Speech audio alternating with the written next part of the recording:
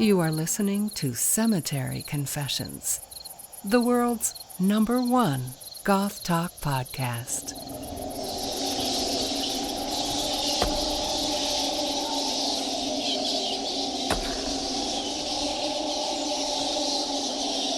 Hello and welcome back to Cemetery Confessions. On this episode, we're speaking with Willow Scarlet, a musician and artisan living in India. This is a great opportunity to talk about goth in the most populous country in the world, a perspective that us in the West don't often hear about. We'll speak with Willow about the state of goth music broadly and their music specifically. We'll talk about the relation of their queer identity to goth, the influence of South Asian aesthetic on goth aesthetic, and a whole lot more. Now, before we begin, I should mention that there were some connection issues during our discussion, and unfortunately this degraded the quality of the sound. Now, I've cleaned it up as best I could, but I would recommend potentially wearing headphones in a quiet environment for this one because Willow has such wonderful insight and perspective that I wouldn't want you to miss parts of the conversation. Hopefully this won't detract from the episode for you. Beyond that, we'll also listen to a track from Willow at the end of our discussion, and Trey and I will stick around to speak about issues such as cultural appropriation and how to define goth music. But speaking of myself, I am your host, Danny Ashes, and I'm here with my co-host, Trey. Willow, if you don't mind, can you tell us a bit about how you got into goth? Well, this question, it's one of my favorites, and I've been asked about it quite a lot of times. But still, I never get, bored of telling people all the time about my story. So I never wanted to be a goth. I was a metal kid since I was 11. I listened to a lot of heavy metal stuff and a lot of grunge rock, etc. Everything that was, getting famous in the early 200s. So I got access to all that music when I was just starting my teenage. Then when I got access to internet, I was around, I guess, 14 or 15. Then I started exploring more, and not just music, but also different type of communities. Mm-hmm. I remember that in 10th grade, I was given an assignment to write on European history. So, as neurodivergent I am, I just love to get into, research about topics a lot. Yeah. So I just had to make an assignment on European history. And then the rabbit hole took me to, Gothic literature. And then I read Gothic literature. I looked for books in my school library about it. And there were quite a few, like on vampires. And I read Frankenstein. And I read Dracula over there, which was, very surprising that my school library had that. And then after Gothic literature, I found about Gothic, architecture. And I decided to make an assignment on it. And then I stumbled upon goth. I was like, what the hell is this? It was so interesting. It was so interesting for 14-year-old me that I started researching more and more. I wondered if we have goths in India, and I wondered how they actually live, what they actually do, what type of music they like to listen to. And then I came across a small Instagram community of Indian goths. Sadly, I'm not in contact with any of them now, but yeah, they introduced me to goth music, and first of all, I was like, this music shit is very weird. I don't think so I can ever be a goth. But then I remember after just 1 month, I come across this band Ghosting, and the song was Lion King. And I was so hooked to it. I was just like, damn, what happened to me? So from then, I started exploring more bands. Especially, I liked dark wave and death rock better. Mhm. I was also listening to the band that the big god wrote to young gods, baby bats, and I hated them. I Yeah.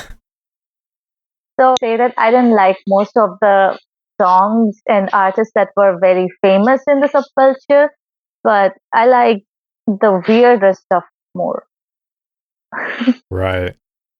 I know that I remember still that when I showed these group of Indian gods, and they got like very surprised that I have access to these, and they never heard of those artists before. Then I felt like, yeah, I think I'm a goth now. Though I didn't dress up like a though I didn't dress up like a goth until I was like 18 or 19 because I didn't have that confidence in me before. Mhm. So yeah, this is my story. I also didn't really like a lot of the original goth bands initially, and I got into the newer kind of music, and then over time I started enjoying those. But it's interesting to hear that music was really influential for you, and I know that you also have your own music project. So if you can tell us Yeah, a little about how that started and what influences you, yes, and I that. do. I didn't really want to become you know, I didn't really want to have a music project, and that's so influenced by God. But I really like creating music and listening to music. So I thought, why not I create something goth-like? And there was this contest, and on Gothic Amino, I was part of it few years back. That's when I created Abundant Graveyard. The person who made the post about, you know, making a goth song contest, they were just like giving some of the amino features, etc., which the late teen me was very excited about. So I Yeah. just wanted to win that contest. But at the end, that contest turned out to be a fail because no one except me posted any music. So at Mm, least I had a song on Spotify by then. yeah. So when you're writing music, where are you taking inspiration from as far as musical influences inside and outside of goth? So when my song Abandoned Graveyard, it got to the attention of lots of people, and I received good reviews. As I thought that why shouldn't I make more music? And then there came an idea after my cultural appropriation post that you must remember on Instagram I did. Yeah. That why not I include my culture's, music, musical influence into my music. Like I can add instruments that are related to my culture. I can make songs in Hindi, and also we didn't have a good representation of what Indian goth music may look like. So I just brainstormed all these ideas. Then I came up with Saya. What inspires me to write music is creepy and horror folk stories of India. There are Oh. many number of creepy and horror stories Mhm. that are based on different parts of India. So the Saya, it was basically just related to you know dark shadow, evil eye. So we say that you must be exposed to some dark evil stuff, dark evil shit. So किसी की बुरी नजर लग गई, as in you got a black eye because you did something good or something, and someone wants to do something bad to you. So it's a complicated process or complicated concept. So I made a song Saya on it. And my newest song, it is Pishach. It resembles a lot to Vampire. And I thought, why not make a song about Pishach?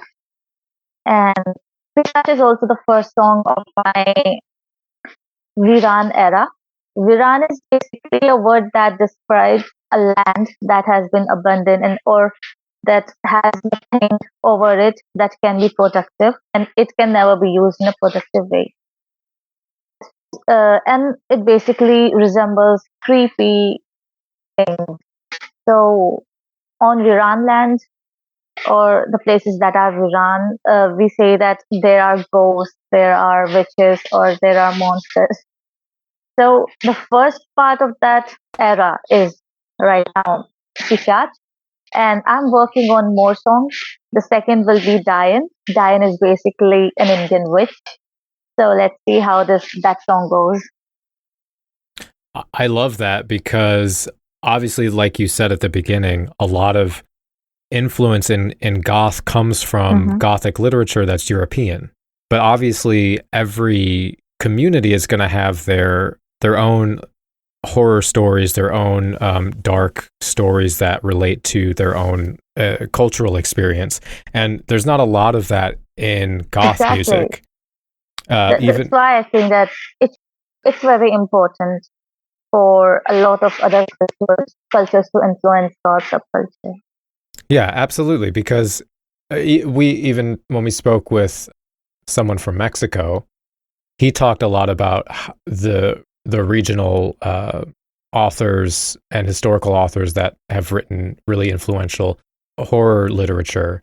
But he said that no one in Mexico that's making music really takes from that too much because they feel like there's an expectation to fit into the kind of European element. I get them, to be honest. But we don't even have a god scene in India yet.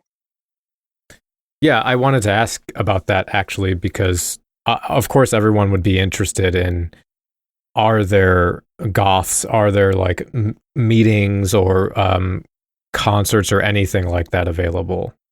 So there are goths, but they're all, how should I put it into words? We don't live nearby. All my goth friends, some people live in Northeast India, some live in Southeast India. So we are just like very divided. Right. And we have no means to just come up together and have meetings or do concerts together. And none of my friends, they don't have any meeting as well. Yeah, they might have some old friends of their own in their real life, so they go for trip shopping together. That's the most old thing they can do. But no, there isn't any god scene in real life. I was thinking of creating a god scene in India, but let's see, maybe by this year, by the end of this year, I may hold, first DJ goth night.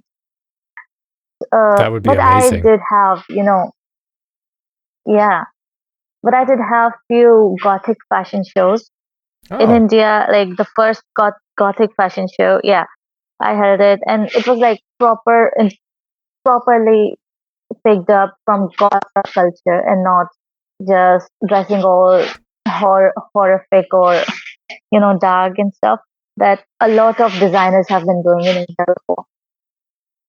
I don't consider a lot of them as gothic either. So yeah, we did around 5 goth fashion shows, from which we won at 3. That's great. So I had I guess some quick questions on your musical project a little bit more. You mentioned how you're trying to bring in your own culture into the music, and you mentioned specifically, myths and legends, literature from the culture, as well as use of the language. And you mentioned usage of the instruments, but what other musical influences? So I'm just curious whether musical So influences. a lot of my songs. I don't have a lot of songs. So most my songs, they are inspired by folk stories, horror folk stories of India, but also the theme, the atmosphere that I create in them is inspired by late 90s or early 200s horror movies from Bollywood. So yeah, Bollywood did have a good bunch of horror movies in late 90s and 2000. The one that inspires me the most in songwriting is Vidana. and on basis of that only, named my I named my era as Viran. Then there is 1950, 1950 Evil Returns. They're kind of cheeky, and the actors might not act very well, but the storyline is good, and we can see the effort. Horror movies in India, they don't get a lot of funding, unlike the rest of the movies. Right. Yeah, and it's almost a dying trend now because we haven't had good horror movies from Bollywood, but there are some independent projects as well. And there is a movie that it's called Bulbul, and it's about a witch, an Indian witch. You can call her a Dian or a Churel. Okay. So basically, it's about a girl who again he gets married, and then the husband is abusive. Then they show how regressive the society was before independence, and it was just related to that. And then how the girl turns into a Churel, a witch. It's a really nice movie because the atmosphere it creates and uh, the storyline it has is amazing. I love that. And also, let me ask actually about something I was thinking of when you talked about the fashion show. So in the fashion show, or in what goths kind of do or wear, is there any influence from culture or the fashion in India as well? Or is it just standard goth stuff? Oh, I would say that no, it wasn't just standard goth stuff. I actually added, elements from Indian culture. I would like to add here on that it's not like that Indian goth, goth fashion that is influenced by Indian or South Asian. It was never like that. That Indian or South Asian aesthetic was never part of goth culture. They actually took a lot of inspiration knowingly or unknowingly, even since the 80s, 90s, 200, and even now. Right. There are some elements that I would like to point out. It's, the silver jewelry. Right. Silver jewelry, especially that was worn by ethno-Goths of Germany and death rockers in North America as well as in Europe. They did use a lot of Indian and South Asian tribal jewelry, and I was like so shocked when I saw that people are actually using something from my culture, and then they are telling me that it's so weird that I am an Indian, and then I'm a goth as well. So yeah, it was not a nice thing. But then I started reading more and more about what that tribal jewelry actually means to the tribes who make them, and then how gods are actually sourcing that tribal jewelry, and how it's not really a good thing to do. Because I did see many ST pages where gods were selling as handmade. They mentioned handmade silver god jewelry. And all they did was they just would add ankhs, witchy charms, and sometimes satanic charms to the Desi tribal jewelry, and then would sell them for 100 to 200 USDs and euros, which was absolutely, mind blowing. Like, I was so upset about it when I made the post that you cannot just take something from someone and then add a sticker to it and then just send them at this much inflated price. That's so wrong on so many levels. So yeah, first is tribal jewelry, especially tribal silver jewelry, and some of the inspiration that I say that it might not be cultural appropriation, but yeah, people should know that it comes from a certain culture, so don't be racist. Is nose chain. I saw so many 90s coats wearing nose chains. It's basically from South Asia only. We call it nut. And what we do is we make these chains and they are added on our nasal piercing, and then they go up to the hair or two. So yeah, it was nice to see that some people who knew about it, but most just didn't know. And I even had someone say to me that it's just a chain that's stuck to my nose and ear. There's nothing big about it. I said, Yeah. yeah, but at least don't be like creep to at least my South Asian goth, because that Yeah. person was also acting mean and weird towards us. Yeah. Racism in online goth community was so bad in 2014 to 18, I would say. I think there's a lot of that where Western European, white people kind of think they can do anything. Yeah, There's sort of the colonial mindset exactly. That was a lot. Yeah. That was the mindset. Yeah. So where do you think that goth can sort of use aesthetics? Like where is it cultural appropriation or cultural exchange? Is it just having the information about where that came from, or is it more than that? So I'm an economics student. If I say anything, it's probably from my own logic and not from what should be done and what should be not, and Right. what shouldn't be done on basis of just morality. Because a lot of people want logic. Right. So it's appropriation when you are using cultural stuff of some, minority culture, but you are not paying them. You are using their stuff and you are not paying them, and you are being racist. And from where you actually bought that stuff, that place is erasing that minority's right to exist.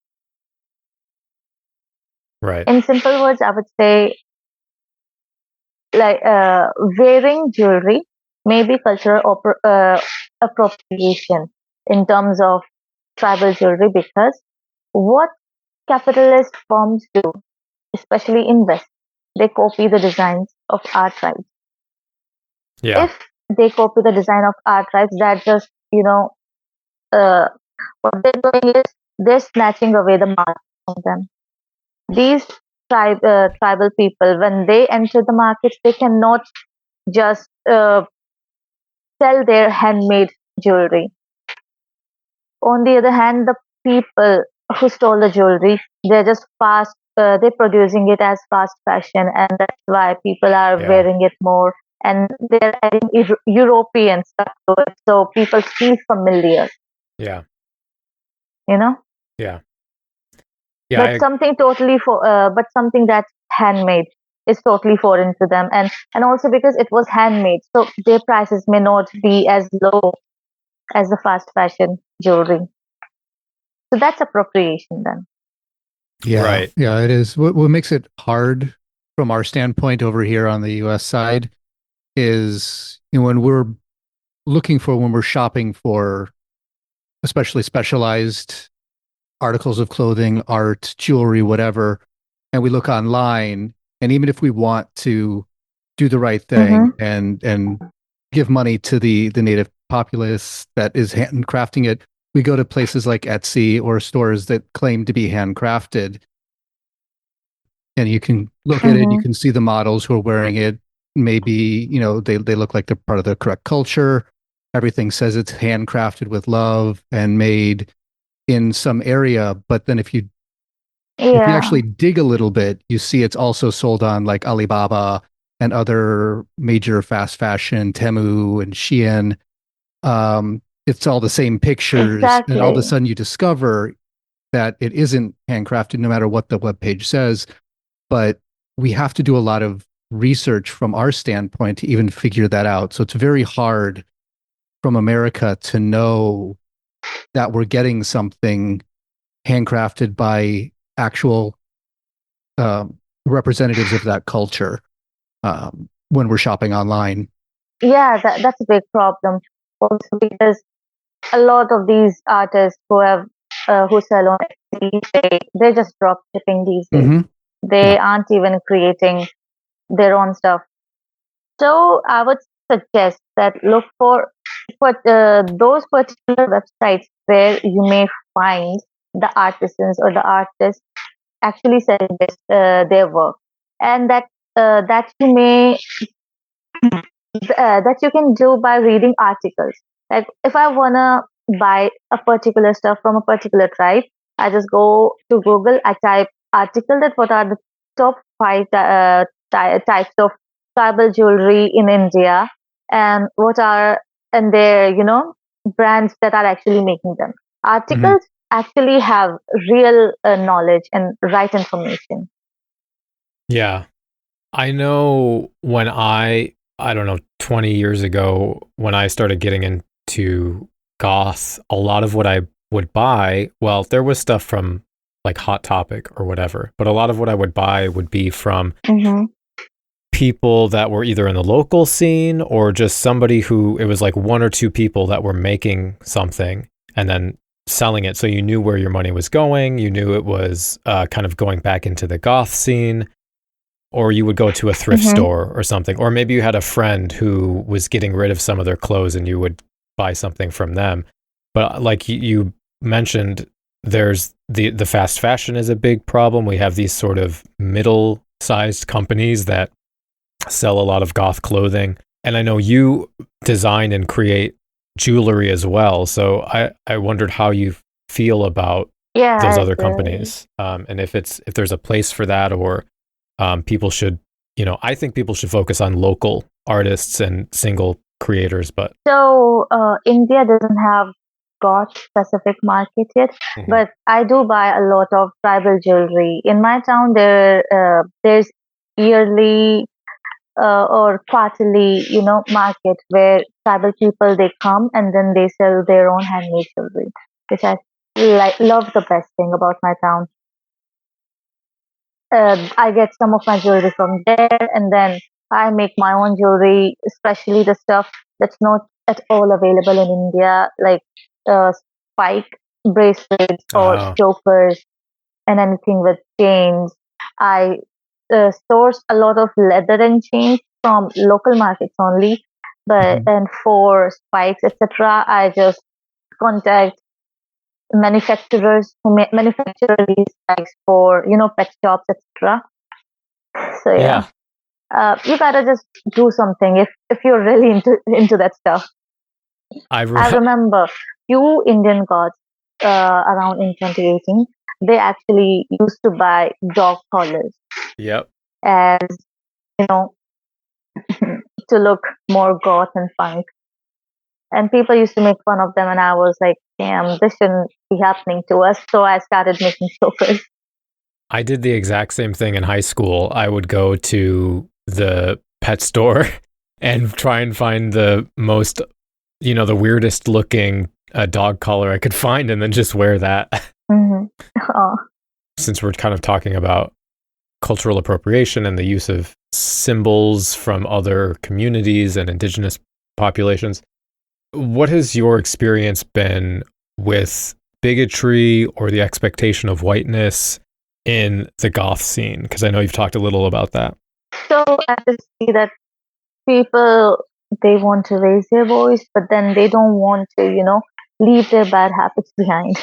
So there were some influencers who were just, spreading my word about shop with indigenous communities, the people who are actually making their stuff. But what they would do is constantly do sheen holes and constantly buy from Killstar. Yeah. And even some of the brands that have been called out for being racist, like Dolskill. Yep. And that was like hypocrisy at its best. So yeah, that's bigotry.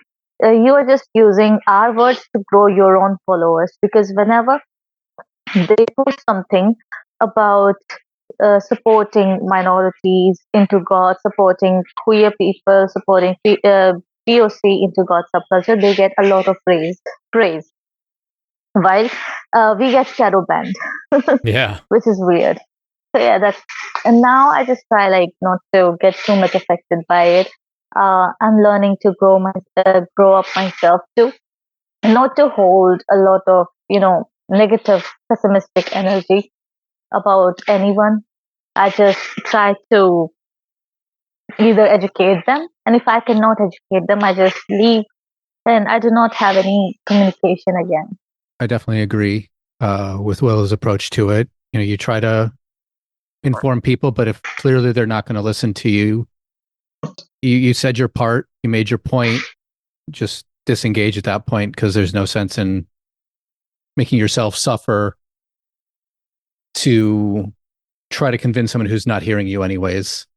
I think what you said, Willow, about using the language of leftism, or like however you want to say that, talking about including Indigenous people and people of color, but using that in companies that are owned by white people that are profiting off of that, I think is a big problem that we don't think about, because it's easy to focus on obvious racism, people that are online using slurs, or people that are, white supremacists or whatever. But there is a lot of those other things where people prefer or prioritize young, white, thin people that are making music or making projects. And then, like you said, the shadow bands or the people of color that are making music and other stuff don't get a lot of reviews or people talking about them. But anytime the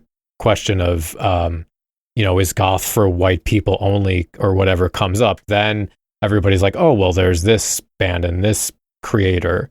But the rest of the time, nobody's really talking about it. Mm-hmm.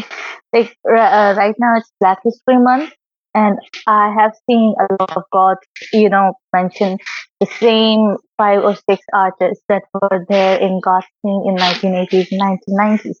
Like, why not just find new artists? Yeah. What I see, the same people commenting very foul under the, posts and reels of black goth artists, and they say that it's just rap, And when you listen to their songs, actually, it's not rap at all. It's their accent. Sometimes it's the way they are speaking, and it's not very different from what 80s and 90s goth bands sounded like. Yeah. And there is that, racism. Yeah. If the music is gloomy, goth enough, that's enough for me. I don't care what the, person is sounding like. Yeah, no, and that's a good point. And actually, I wanted to ask you that about sort of what do you think goth music is? Because there's a lot of that, what do you include? What do you not include? Is it just that it sounds gloomy? I think that's a good metric to have. Well, I divide goth music into 2 parts. First part, which is haunting, dark, ambient, gloomy. Mm-hmm. Has a lot slow beats and a lot of bass, and the lyrics are surrounded around the dark concepts and like mental health issues or depression, etc. And the other, like death rock. It might also be about death rock. Might also be about depression, but it's just you can dance to it a bit much better than goth rock and dark wave. Yeah, that's what I think. Yeah, there are certainly musical elements that this should be the pitch, and this should be the the beats per minute, and there should be this much reverb, and there should be this much tone, etc. to the instruments. But I don't think so. If you write rap lyrics to that same goth music, and if you just think fast enough, which people call rap, but it isn't, that doesn't make it a rap music. I have seen many influencers cry about how rap is ruining goth. I don't think so. Rap is ruining goth. It's just that you raise this because you think black people can only rap. Yeah.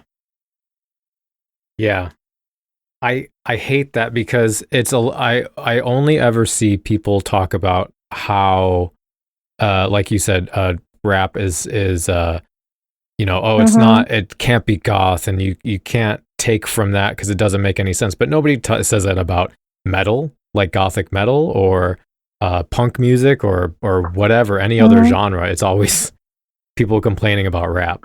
No metal had rap in it, and if you didn't, put rap in your no metal project in early 2000s, then people say that it won't be trendy. Yeah.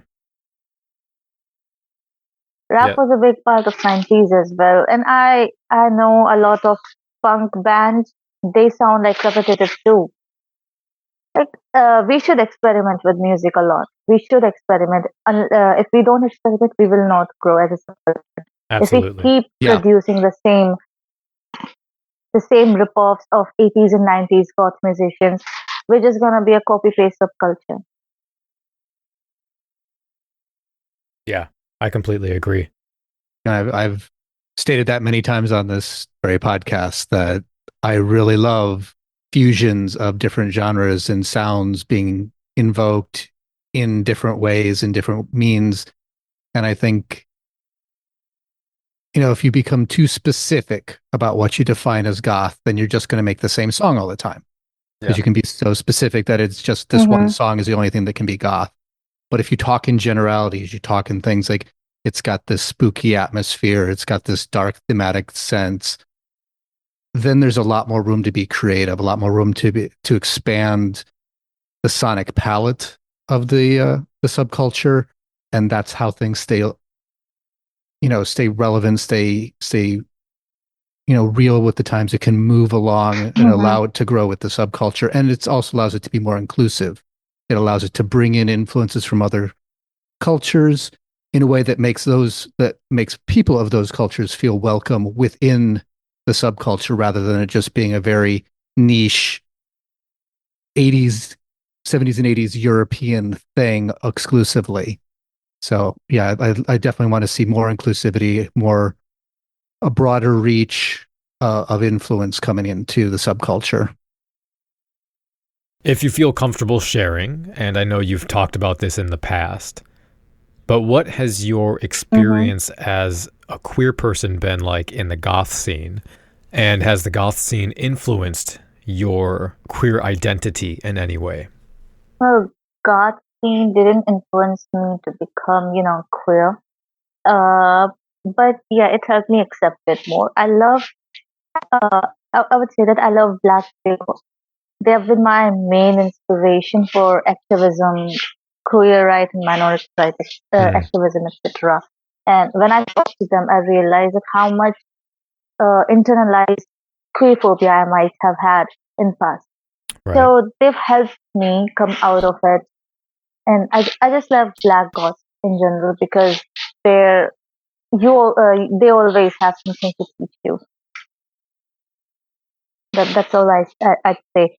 The rest of the things about goth subculture being queer, I think when I started getting into goth subculture, it was very based on, cis normativity, especially with Killstar and those brands only being on all over Instagram and Facebook as the main face of goth back then. Yeah. So I just thought that either I have to be either, very feminine goth or very masculine goth, right, which I didn't like.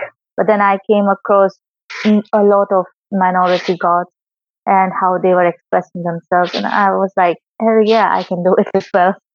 Yeah. You remember that pale thin white goth girl thingy that was like so much famous all over internet before Victory Goth Girl. Oh yeah, I do. Yeah. Yes. So either the perfect face of the goth used to be a slim white girl, and now it's Victory Goth Girl. So yeah, a lot of outsiders do not see how queer goth subculture is. Yeah. How beautiful goth subculture can be. Just a curiosity of mine, given the as you were discussing the ideas about masculinity and femininity in goth, Is there any interaction with the goth subculture in India that you've seen with the third gender uh, communities With in India? The third gender, the hijra or khwazira? I don't know the correct term for oh it. yeah. Actually, the third gender, it contains every gender identity which is not just male Right. and female. Yeah, I have lots of queer friends who are also goth Okay. and also into goth music in India. Yeah, So there is an they're embrace of amazing. that community to some degree within the Indian goth subculture.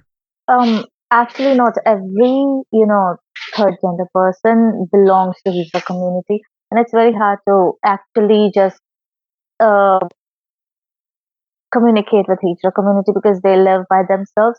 Oh But there yeah. are many trans women and trans men who are not in these communities. Okay. They live, they try to live like, you know, into the Hmm. society, etc. So yeah, I know those type of people too. Okay. And then the other thing I know, we talk a lot on this podcast about the goth scene and its relationship to class, whether it's upper class or middle class or lower class, things like that. And I'm curious, Hmm. is there any how that shows up in Indian subculture with the remnants of the caste system, if that even has any effect at all? Most of my goth friends, including me, we are scheduled caste.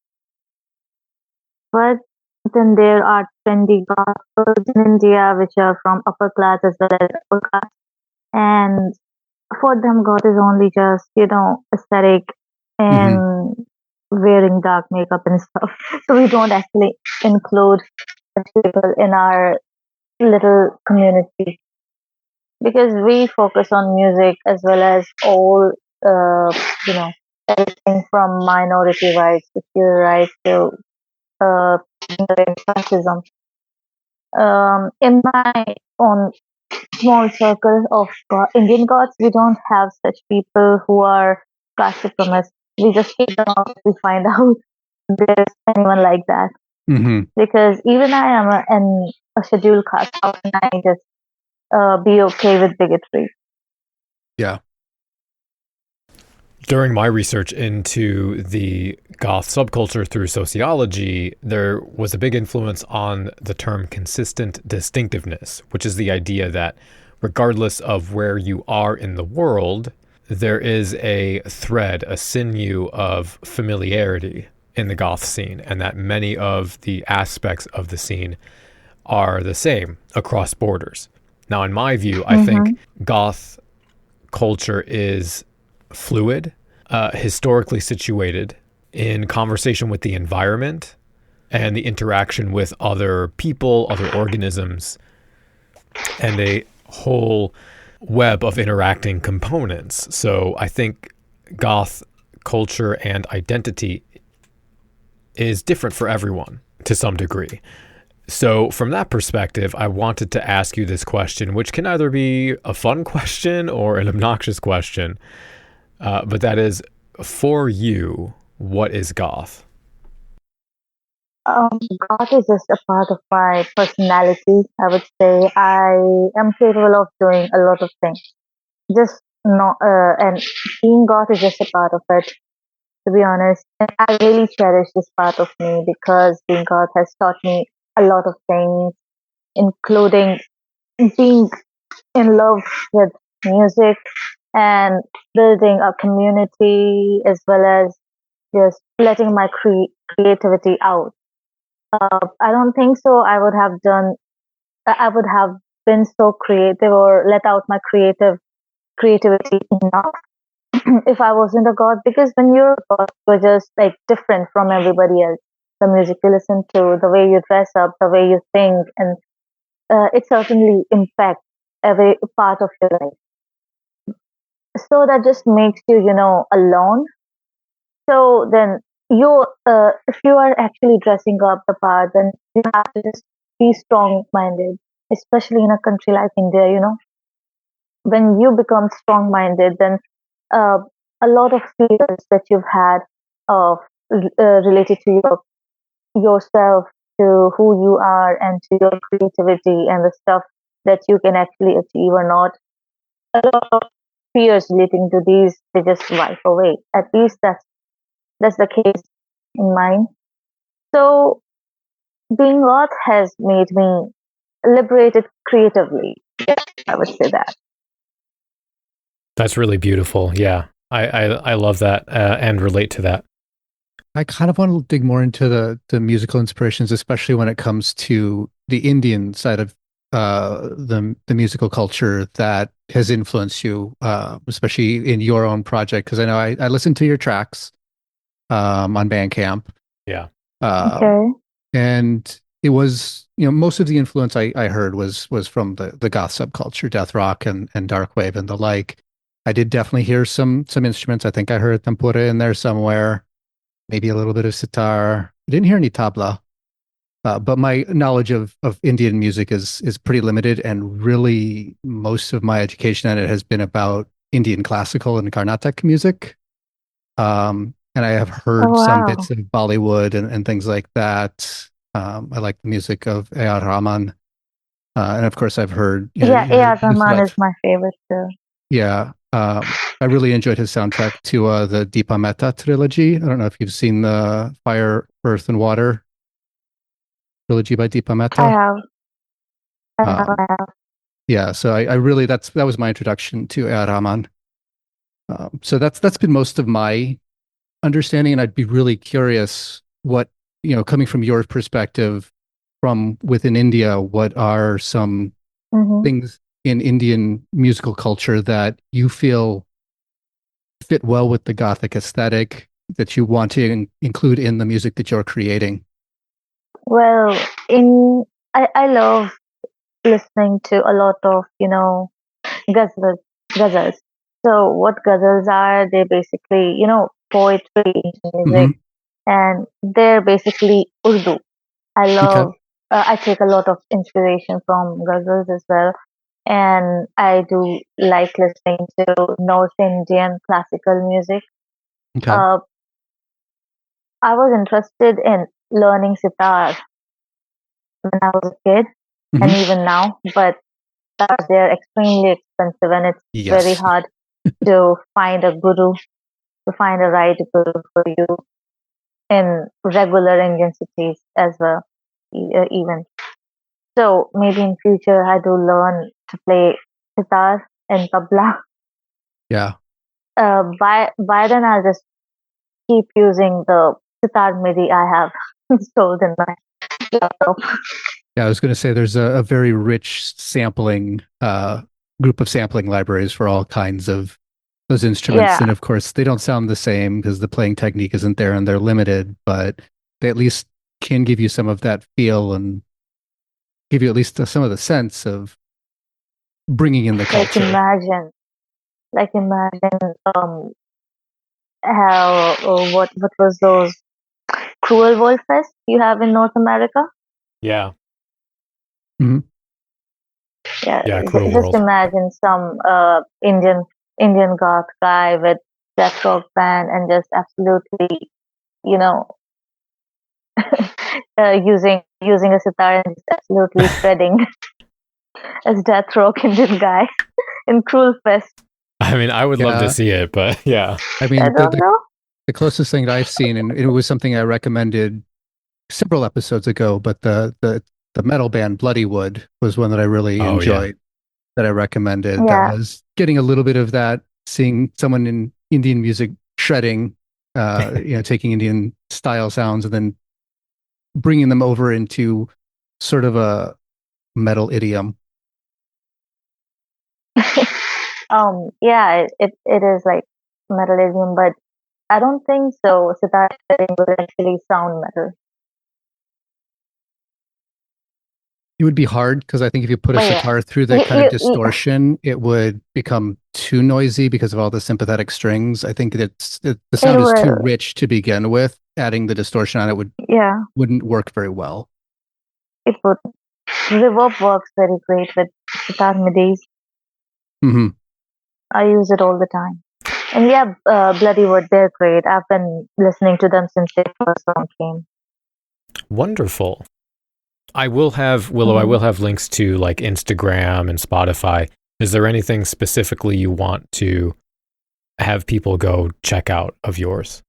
Yes, so you can find me on Instagram by the name Willow Scarlet, and same on Bandcamp by the name Willow Scarlet. If you want specific links to all my socials and all my work related to music or my handmade jewelry stuff, you can just click the link tree in my bio, which is again on my Instagram by the name Willow Scarlet. Thank you. Yeah. Willow, I'm really so glad we had you on, and it was really lovely to listen to you share your perspective. So I thank you so much for doing this with us. Yes, thank you so much. Thank you so much for having me. It's very lovely and very nice to talk to you guys. And I haven't had this open interview ever before, so I was just really excited about it. Thank you once again. Before we move on, I'd like to play a track by Willow Scarlet, and that track is Pishach.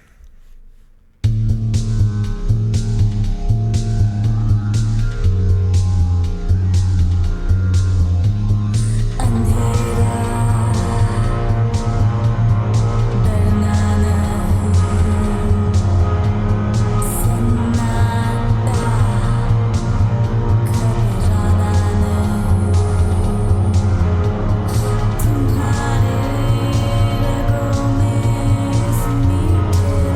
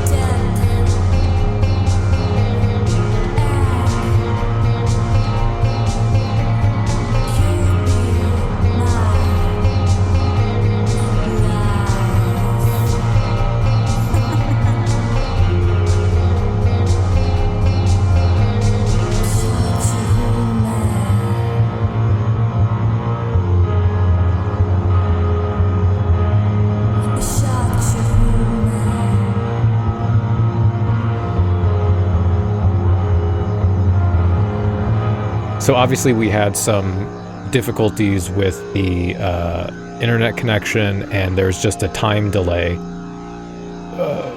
when speaking. And we have had that issue with, like, when we have anyone from Australia on, for whatever reason, there's a gap, and so you have to be very careful to not talk over each other.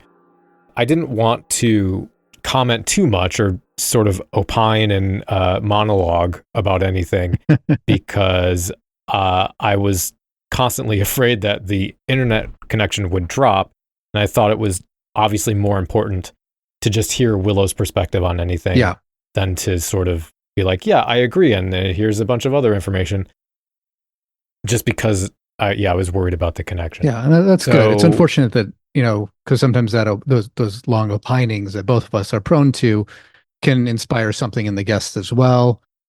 But in this instance, it just was because of the instability, the inability to really trust the connection would stay solid, that made it hard, and we just needed to gather what we could from their side as much as we could, so we can make sure they were given a good voice. Yeah. So there's probably two primary things we could chat about. I think it's like, so probably cultural appropriation and then music. Actually, you know what? Maybe we can start with this because this is a bit shorter. When we were talking about fast fashion and the huge influx of availability of goth clothing from these other companies, which is different from my experience, right? What I was talking about was the way that I used to get clothing. There was recently this news article that came out about Killstar. I don't know if you saw it. I'll have to kind of paraphrase from memory. I don't think so, because I haven't heard anything about Killstar recently. Yeah, so basically they were talking about how Killstar hired people and employed people as remote workers, and those positions were advertised as remote work. And then now they're doing the thing that everyone criticizes about out-of-touch CEOs that have literally no reason to do it, but for fake business reasons or wanting to micromanage or whatever. They're transitioning those positions back to either part-time or full-time in person. Right, the RTO movement and all that. Yeah. And then they were apparently like firing people for being redundant, but then they were saying on LinkedIn they were still putting up positions for those, or open positions for those roles. Right. Except now they're hybrid remote. And I don't know if it was like they like reduced the pay as well, or what the reasoning behind that was. But it was just this sort of putting light to kind of shitty business practices that are feel more focused on profit margins rather than creating an environment that the employees can flourish in. I know like Madeline on TikTok that I follow talks about running a communist model for their business where everyone makes the same, has the same benefits as the owner. She doesn't like make more money or and kind of talks about the business side of that. And you would just kind of think as an alternative community there would be more of that incorporated into companies, and it just sort of reinforced my preference to try and buy stuff from individual people, not on Etsy if it's possible, right? Because Etsy takes like 30% or whatever out of their cut. Not on Amazon, and local if you can, or whatever. So that was a new recent news article that I thought was relevant. Yeah. So I watched a video, and I kind of brought it up a little bit in when we were discussing things with Willow, but I just watched this video on how drop shipping is ruining online shopping. Oh yeah. And it's really interesting. And one thing that you mentioned, as far as don't buy from Etsy, don't buy from Amazon, one thing that was mentioned in the video is sort of a double bind that those small business owners are kind of finding themselves in, is they find they have to participate in the Amazon and Etsy ecosystem, right? Because it's the main way to get things out there. However, because of their agreements with Amazon, or it's mostly Amazon. I don't know if Etsy has this agreement, but there's an agreement that they have to sign with Amazon that limits their ability to undercut Amazon's prices on their personal. So if they sell it themselves, they have to sell it for a higher price than it is for on Amazon. And if they don't, they get their Amazon account suspended. They can't sell on Amazon anymore, which is of course a major hit on their visibility when people are looking for their items. So it really makes it hard if you want to support a small business or a local business. There needs to be either some subterfuge for them to get you a good deal, or you have to have the dispensable income to be able to pay an extra premium over what they're already charging for on the major marketplaces out there. Yeah. Yeah. So if you can't, like, we're pretty lucky that we can go even just to like Nocturna, a goth night. You can go there and there's vendors, but you can also, there's plenty of other events or like, you know, the Gothic yard sale or whatever. Yeah. So it's a major city, right? So obviously we have that privilege, but I remember, you know, I would buy from Dark Angel in England, and it was just like a couple people that made Victorian clothing, and you knew who the people that were sewing it were, and there were photos of their shop and everything. I think that kind of thing, if you don't have that option, is definitely preferred. But again, it's sort of the way Amazon takes advantage of creators. There's an aspect of that sort of the proliferation and availability of these companies, these goth companies, and their ability to spend money on marketing and SEO stuff that makes it harder to find people that are creating, individuals that are making goth stuff, and also harder for those individuals to then therefore like have a business, right? So even if it's not a direct, like I'm sure they're not setting out to squash other creators like Amazon is in their sort of like draconian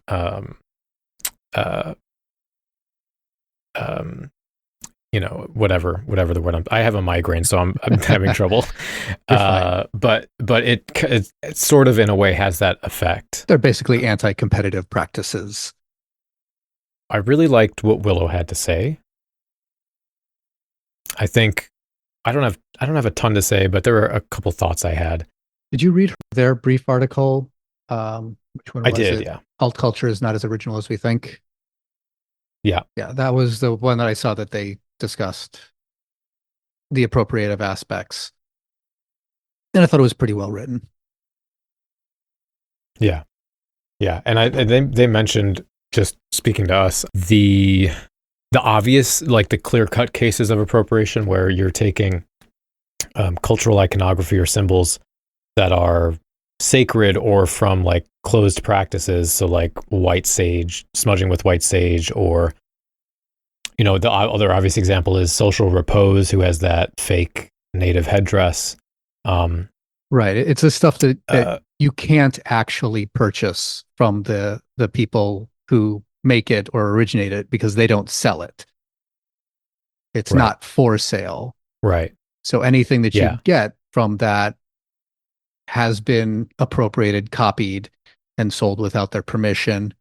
With some exceptions. And I think the video that you had me watch from, what's his face?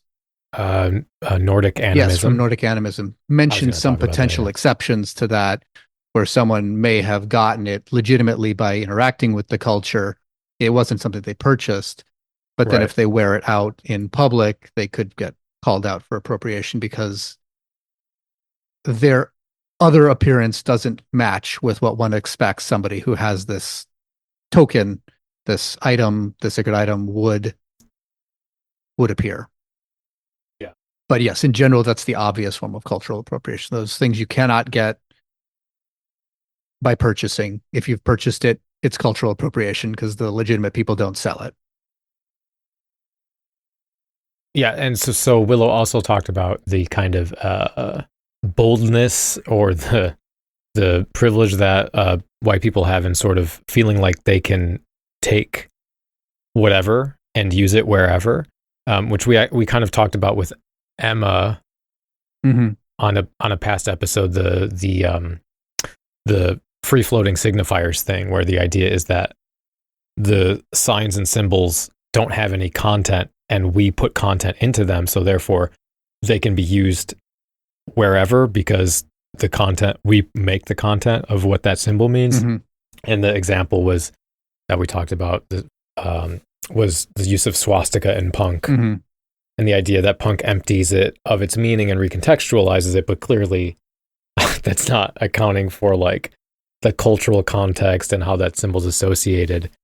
And so then I think in broader culture, that turns into the postmodern idea of we all have our own truth and we make our own meaning, which white people end up taking as like, I can do anything I want without consideration of origin, because I feel like it's right for me, which is clearly colonialism. It is. And it's also something that it's a statement made when it's convenient as well. Going back to things like the swastika, you call someone out for wearing a swastika because of the fascist leanings. They're like, well, no, it's got its own meaning to me. It's subverting the expectations of society. But in order for it to be a subversion, in order for it to have the impact it does, it needs to have that original meaning. So they want it to have that original meaning because that's where the impact, that's where the shock comes from. But then when called out, they will back away from said original meaning and talk about how it's being recontextualized and how they've redefined the meaning and things like that, rather than, talking about, oh, well, let's take the swastika and take it back to its original Sanskrit meaning. That would be a different way of recontextualizing it. But if it goes back to the original religious meaning that has no relation to, genocide and Nazism and all that stuff, then it doesn't have the cultural impact that gives you the shock value that you're looking for. Yeah. So they kind of want it both ways. And so then the element of that, which is like delineating between appropriation and cultural exchange, which I'm largely borrowing from that video by Nordic Animism, which I will link and everybody should go watch it. But there's, first of all, you have to sort of understand that cultures are amalgams, that they're collections of traditions and interactions that are messy and diverse, and that those, various parts of those cultures blend and are shared with other cultures. And the idea that harmful element of people who talk about cultural appropriation is then the projection that cultures are singular and pure, which is a white supremacist fetishization of other cultures. There is no Willow mentioned like, well, this is my perspective, right? Because there is no singular, unambiguous voice of a culture. There is no universal aesthetic. Right. It's also the counter example to that whole argument of, well, I'm doing this and I asked this person who I know who's from that culture and they said they didn't mind. It's like, that's great. Yeah. You don't offend that one person, but that doesn't make it okay on a cultural level. Yeah. I just had that conversation with my kid actually, because he said, oh, well, this, my friend said this and they said that because somebody else said it was okay. And we had to talk about like,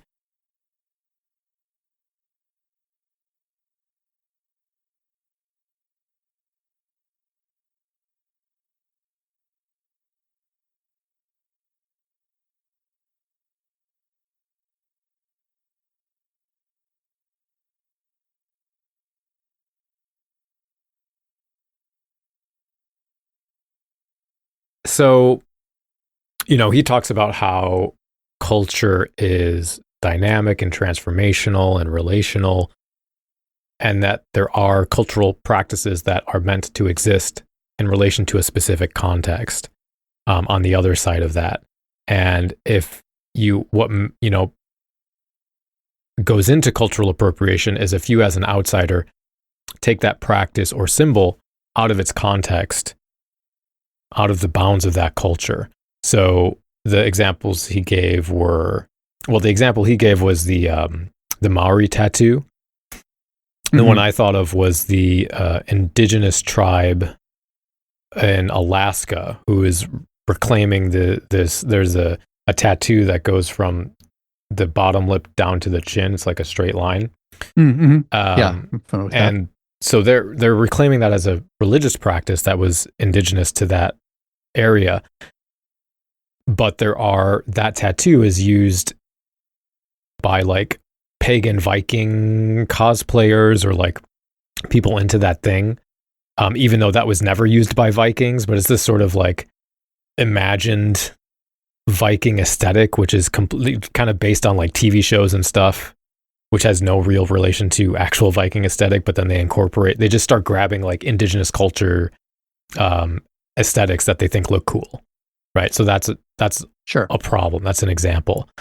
Yeah. So the cultural appropriation definition that is landed on is kind of what you said and what Willow brought up as well.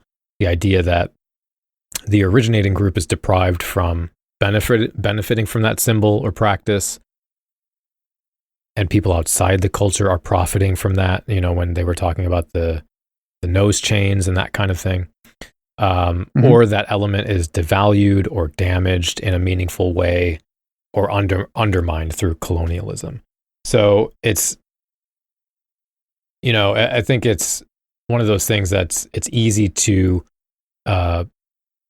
create a two-dimensional view on. It's either or, and not actually do any thinking or work. You know, Willow was talking about, and you were talking about, where do you have to do this research to find out what's really going on, and it's worth thinking about those things. It's not like a black and white, just like everything else. It's complex, it's messy, it's contextual, and the important thing is we need to be listening to voices from those communities instead of just sort of going with what we feel like is right, you know, and then as people who have platforms, bringing people from those communities on so they can have a larger reach, right?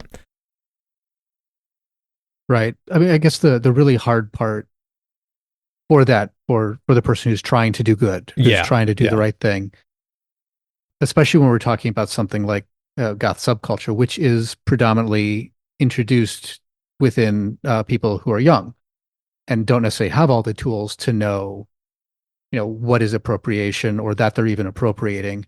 They're just grabbing what's popular on, you know, whatever social media platform that got them into it in the first place, whether it was for a music community or through TikTok videos and things like that.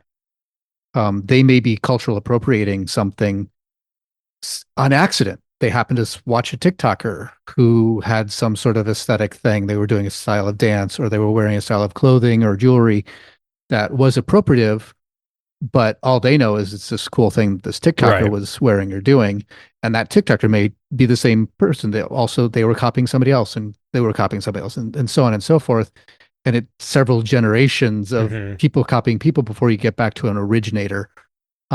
But you have no way of really knowing that. So there's always a danger of holding someone accountable for not researching something they didn't even know they had to research. Yeah. Because they had no way of knowing that it was from another culture. All they knew was it was something they liked was wearing, and they're emulating that person. And that's, I think, a lot of where some of this stuff comes from, is people who are copying a non-originator. Yeah. And as it goes, you know, through ages of acculturation, sort of a game of cultural telephone, as it's been acculturated into whatever subculture you are using it to get your knowledge from. So it is very hard, or it makes me think twice before, you know, blaming somebody who is exhibiting something, right? When they're wearing something or doing something as an individual. It's very hard to call them out because there's a very good chance that they don't know any better. And, you know, calling them out is still important, but not in a blaming, but in a, hey, let me teach you about something. more of like, oh, I can't believe you're wearing that. That's so insensitive to culture X. He's like, it would be more having the conversation of, oh, that's a nice necklace. Did you know that that's something that was worn by this ancient culture way back when, and it has this interesting history? And isn't that interesting? And here's some things you might want to look at. If you want to find other things like that, here's a good place to get stuff like that. That's a legitimate place. So I think that's a better way of reaching out to people who are otherwise being accused of cultural appropriation. Becomes less appropriate where the call it is more legitimate is when you are looking at a shop, and it's a shop that is selling a product that is very clearly taken from some other culture, and they have space on their page to give all sorts of acknowledgments and saying, oh, by the way, this is a such and such emblem, which means this, and it has these meanings and all that. And if they don't do that, if they just say, as Willow pointed out in her article, if they're just saying, oh, this is spooky jewelry, this is alt jewelry, rather than saying that, we like the aesthetic, but this is a traditional South Indian signifier of, some cultural significance. They have a little bit more culpability. So I think the sellers are where it's better to target than the consumers. The consumers should be informed, but not necessarily castigated. The sellers should also be informed, but if they continue to ignore, then they should be castigated fairly rapidly about their failure to properly acknowledge their influences and just profit off of an appropriated product. Yeah, and I mean that's why I think it's important to hold your beliefs with an open fist, I guess, because especially with goth, it becomes difficult because if something's incorporated into goth, that is feels very personal because that's part of how you think of yourself. And so then when somebody, especially if it's aggressively calling you out, people tend to go into defense mode instead of slowing down and thinking about the situation and what's going on and what's actually important. And so I think it is important to, when that happens, to slow down and listen rather than immediately be like, well, I'm not racist, or this is ridiculous. I think that's important. And I think another way that shows up inherently is the, Jose Cruz, Hollow Kid, on our previous episode, talked about how, and we talked about this with the music thing, that there is a privileging of European sounds and history. So like I see a lot of people praise the Mexican goth scene because it's, it's like, oh, look, there's this huge scene down there. And we like the idea of it. We especially like the idea of it when it resembles the expression of goth that happened in England, or what we imagine happened in England, when the fashion and the music present as what we associate with Europeans, which, and part of that, what Jose talked about, if I'm not misremembering, was that the reason there was such a huge European influence on Mexican underground music was partly due to like colonial infrastructure and systems. The erasure of mestizo culture and Native American and Native culture in that area by the Spanish. And other invading colonial powers, but primarily the Spanish. But yeah, so it's what I think I see is that we like the idea of the Mexican goth community, but we aren't so keen on Mexican culture and sound being incorporated into their expression of music. And there's that pressure, the kind of the thing I was talking about, he was talking about how there's this pressure of like feeling like you need to sing in English or, sound more close to these original goth bands.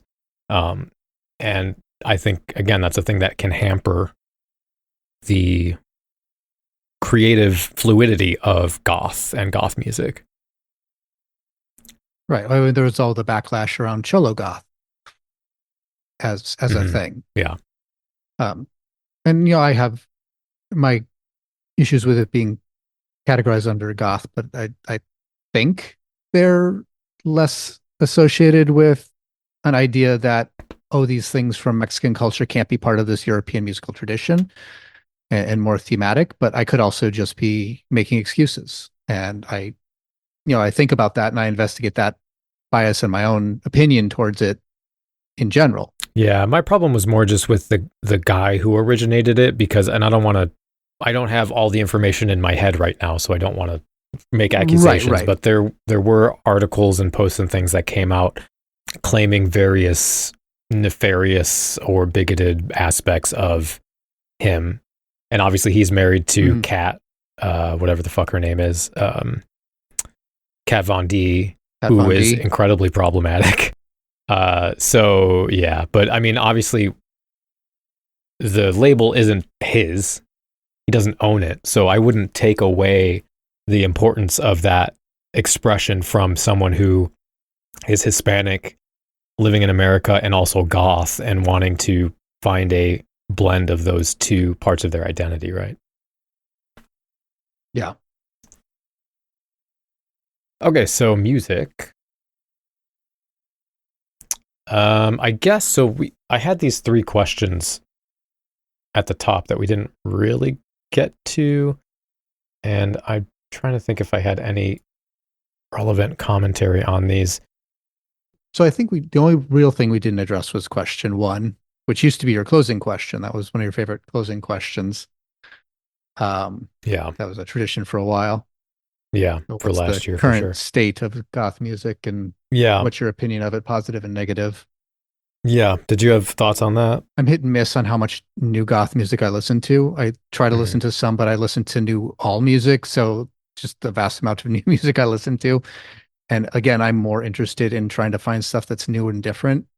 So I tend to look for genres that are outside of my experience and understanding that may say they're inspired by things I like, whether it's, goth or shoegaze or metal or something. I'm like, oh, this is inspired by this, but it's adding this other new element. So that's what I gravitate to when it comes to consuming new media. Just because I want new sounds, I want stuff that's new.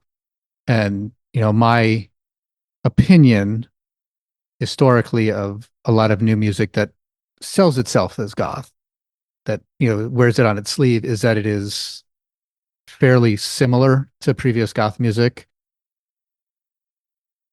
And every once in a while, we'll run into a band that you introduced me to, or that's a review on the channel, or a guest mentions that bucks that trend. And that tends to be what I listen when I experience stuff within the subgenre.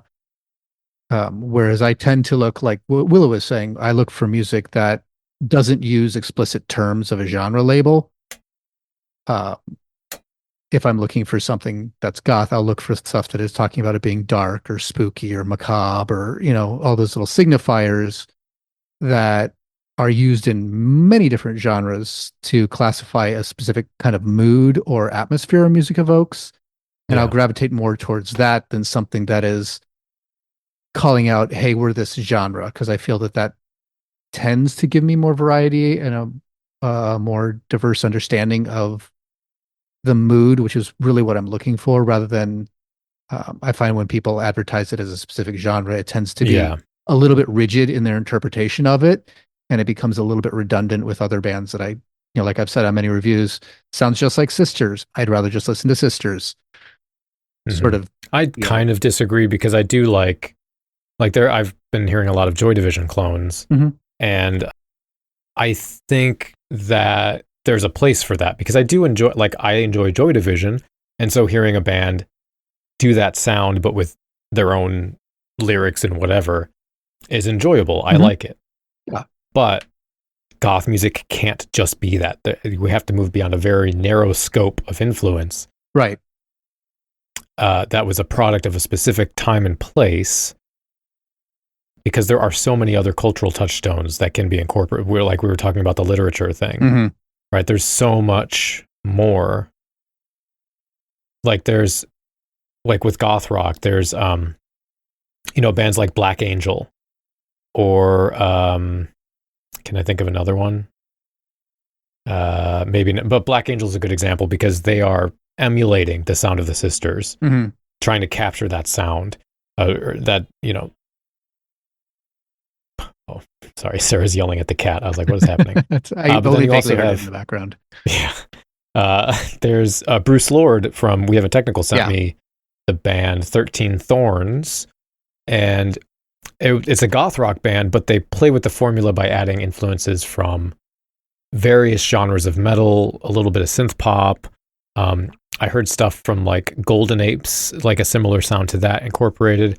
So it's not an extreme departure, but there's a wider cone of influence that's being used. Yeah, well, I mean, let me clarify. I'm not saying that the bands that sound like other Boulder bands shouldn't exist. Oh, yeah, I think they should definitely exist, and I definitely support their existence, and I will not shame somebody for enjoying that. That's fine. If you want to hear a band that you love that's no longer producing music, either because they've broken up or they've passed away, cool, do that. I'm just saying when I look for music, yes, she passed away. That's okay. Bad joke. But when I'm looking for music for my own consumption, and when I'm reviewing music, and I think I've said this on most of those bands that I've given that review, that I consider this a negative to me. This isn't a negative statement on the music in general, and I totally accept that other people like it because people want something that's comforting or has a sound that they love. And sometimes that sound is a specific sound that a certain band evoked, and they love any new band that can come up and evoke that exact same feeling because it makes them feel really good inside. And I'm all about that. But that's not how that's not how I experience music. That's not what I find valuable in music. So it is a me thing. Absolutely. The thing is, I'm a dad now, so I can make stupid jokes like that and get away with it. But I've always made stupid jokes like that. So it's just my horrible sense of humor. And now we know why you had a kid. Like, I feel shame about these jokes, so I'm going to have a child so they become okay. So I think, so when what I tend to be most interested in is the actual conversation about goth music and the dynamics of that discussion, rather than like, is this band actually goth, or what's the current trend of goth music? I think goths can be very critical, which is not necessarily a bad thing. I think it's the nature of the community, because we value thinking deeply and profoundly about the world. Someone might say, "Oh, this is goth," or "That is goth," and then goths will go, "Okay, but why is it goth?" So it's that Socratic or dialectical aspect of goth that really resonates with me. But that can also, I think, mean that goths end up being overly critical, or can get this kind of superiority complex because they think they're the only ones who are doing it right. So, it doesn't surprise me when we have periods of time when the goth scene is quote unquote dead, which has happened several times in my lifetime. And goths will complain about how no one supports the scene and how important music is and how important it is to go out to events. And then when the scene is thriving, you have plenty of people that will still find something to complain about, whether it's legitimate or not.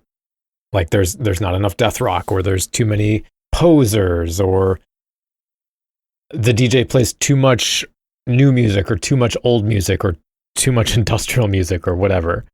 We are a gloomy bunch that likes to complain. Yeah. We need a cross to bear. Yeah. Because, we're still hungover from, what would be the term? We have a Catholicism hangover? I don't know. And it's not necessarily everybody. I know plenty of people who just like to spend time in going to events and enjoying events, or listening to music in their car, or meeting up with friends. I think the thing that we should keep in mind is, if we are criticizing, try and also be constructive in some way, because it's easy to just say this thing sucks. Yeah. But if there's no alternative, then it's not super helpful to point out what you don't enjoy. So Willow said, if bring up, what are your current bands that you listen to that you enjoy? What would you recommend? Or if you're complaining about live events, which people love to do, please actually go to live events if you want to change something, because if you don't, then nothing changes. It's just, there has to be feedback. You have to talk to the DJ or the promoter or just the people that are there, or make your own goth night with blackjack and hookers. Do your have a house party or a tea party in the woods or whatever. Because for me, in my personal life,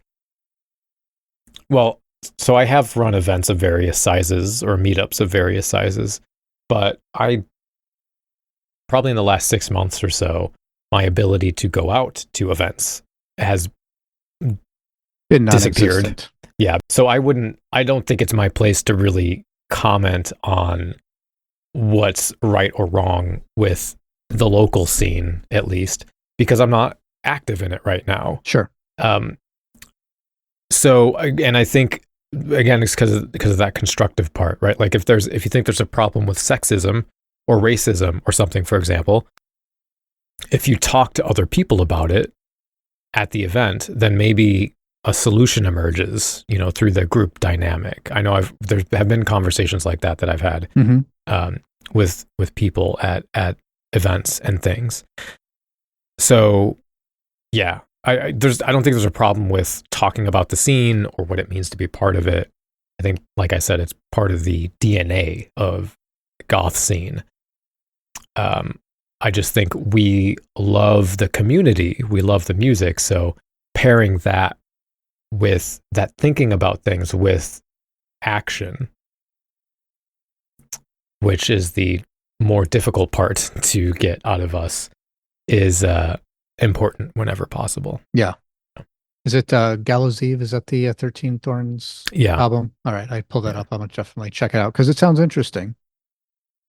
I did like what Willow said about goth music being gloomy, because that's one of my you're very good at the technical musicological element and aspect of music, which I am not.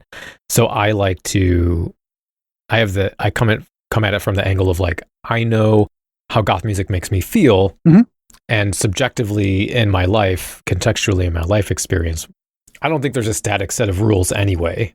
But I like when I was thinking about what is goth music, whenever I put on music in the car, even if when my wife is there, if I try and make it upbeat or more dancey or uncharacteristically happy, however I might think that fits into the song, no matter what I play, Sarah always says, I don't want to listen to your sad music. I'm sad enough. So I think there is that aspect of melancholy that's inherent to goth music, regardless of what kind of instruments you're using or how the instruments are used. And there's a introspection. There's what did I write? A bittersweet existentialism. This sort of bringing to life a rainy, cloudy summer night or day, into evoking that feeling, whether it's lo-fi, hi-fi, if you have guitars or not. And I think that emotional quality stretches through the lineage of goth canon in the body of the music, which of course that's a whole other thing about how the canon of goth is diverse and it changes and it's not static, and that happens through these interacting bundles of practices, and it's historically situated and there's these cultural negotiations and all that stuff. But that's just talking about how we define anything, I think. Yeah, I'm trying to find a video I watched, I think a week or so ago, that was discussing, I'm trying to remember the exact term, it was something like disconcerting music. Right. Not necessarily from a goth standpoint, though they did start to mention a few bands that fit within it. And they were discussing sort of the distinction between music that's disconcerting for blatant reasons, where they're just doing stuff that's gross or violent or what, things like that, and stuff that just sort of evokes almost an atmosphere of being disconcerting, Right. comparing things like, Gwar or, Yeah. some hyper violent, loud band to Mm-hmm. something like Nurse with Wound or Right, Low right. or something like that, where it's these weird sound Throbbing Gristle. collages. Yeah, they did mention Throbbing Gristle in there.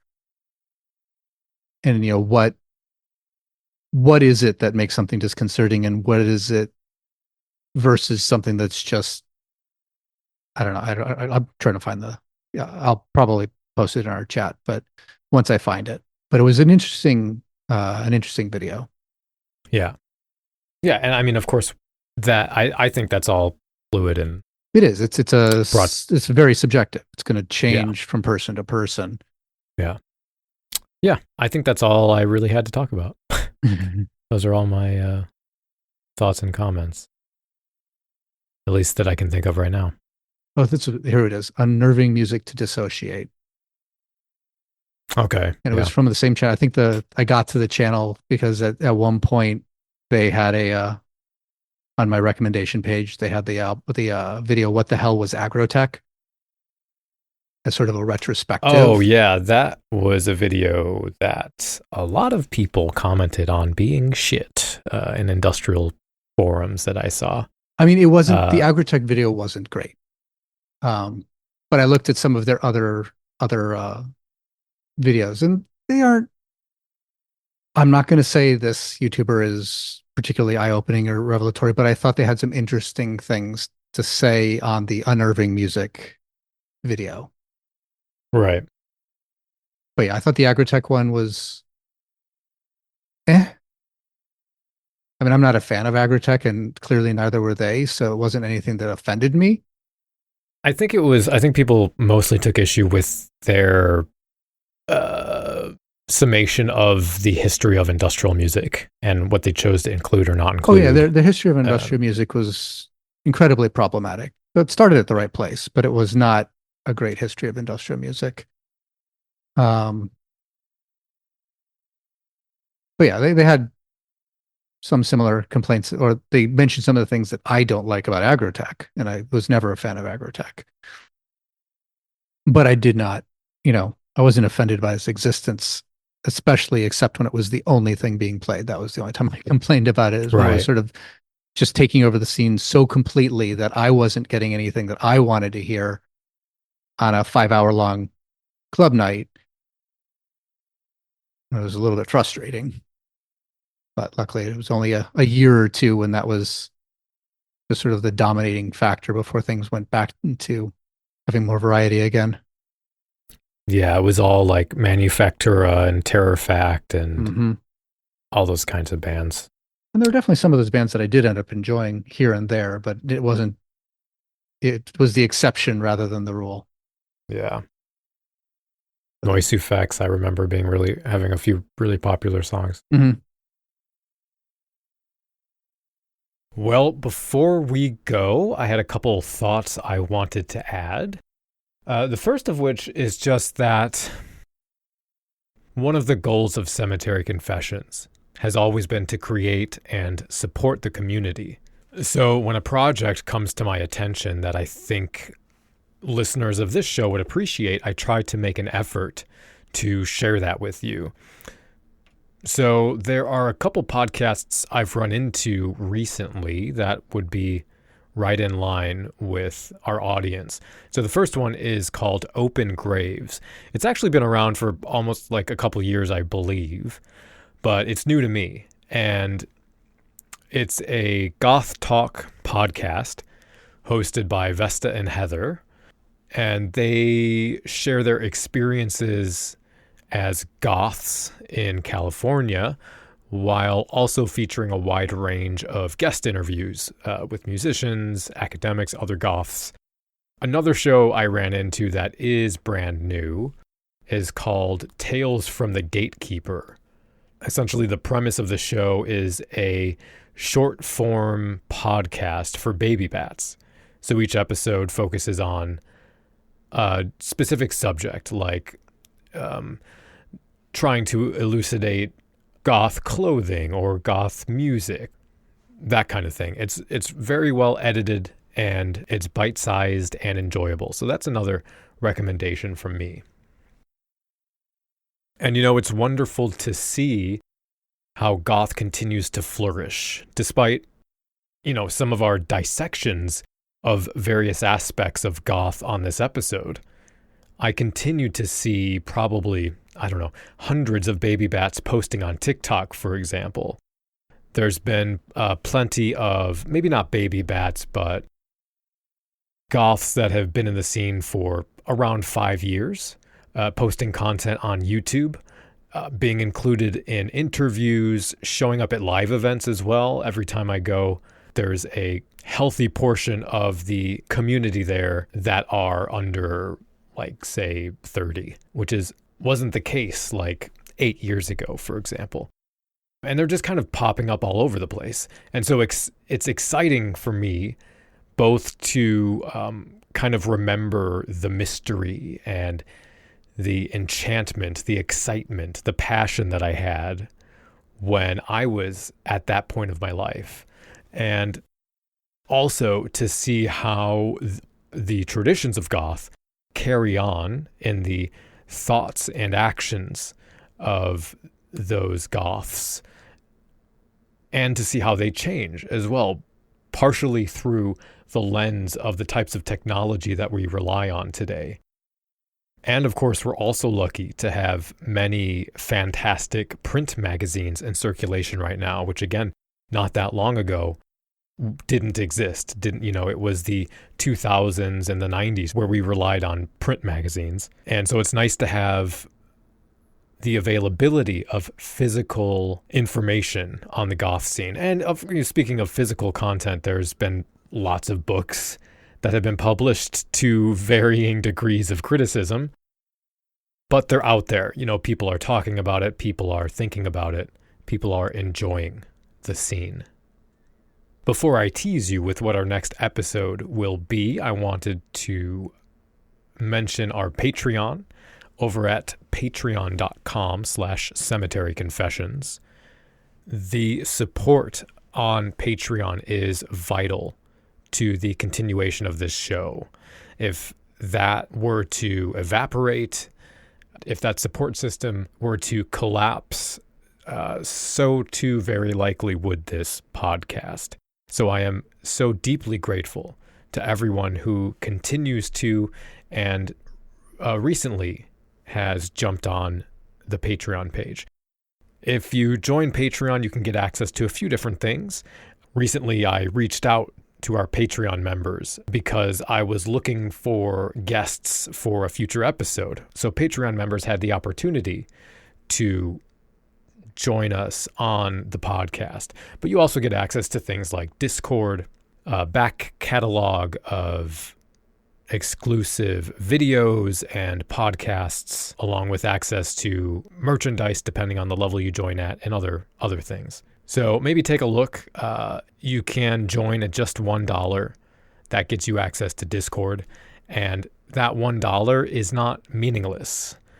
That all contributes to the production of this show. So if you were thinking, $1 a month, who fucking cares? Maybe take a look at the page and consider it, because it really does make a difference. All right, enough monologuing. Our next episode will be a discussion with the one and only Natasha Scharf. You may know her from her authored works like Worldwide Gothic, which was one of the very first goth books I ever had the pleasure of reading, and also pushed me in a direction to start making YouTube videos, actually. It was one of the first books that I recommended and covered on my old YouTube channel, maybe, 12 or so years ago. Also, The Art of Gothic was a more recent book she put out, but she was also the editor of the UK goth zine Meltdown, and she's had a wide and rich life as a goth, so I can't wait to exhume all of that. Thank you again for listening. I deeply appreciate that you have chosen to spend your time with us, and I hope that you've enjoyed your time. And I also hope to see you on the next episode. So until then, stay dark. The preceding program is a member of The Belfry, a network of blogs, podcasts, and videos for the darkly inclined. Go to thebelfry.rip for more information.